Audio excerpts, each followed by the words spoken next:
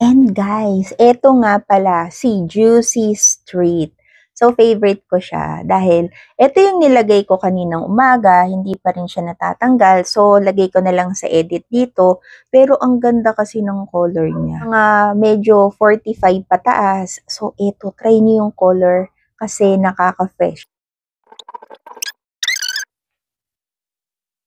Ayan, yan na siya. So, Juicy Street guys. So, sana makapag-try kayo nito. So, madami nang meron nito. So, sana matry nyo. There is a reason bakit ang ganda kasi ng color niya. Yun nga, hindi siya nakakalit. And guys, eto nga pala si Juicy Street. So, favorite ko siya dahil eto yung nilagay ko kaninang umaga, hindi pa rin siya natatanggal. So, lagay ko na lang sa edit dito. Pero ang ganda kasi ng color niya. Mga medyo 45 pataas. So, eto, try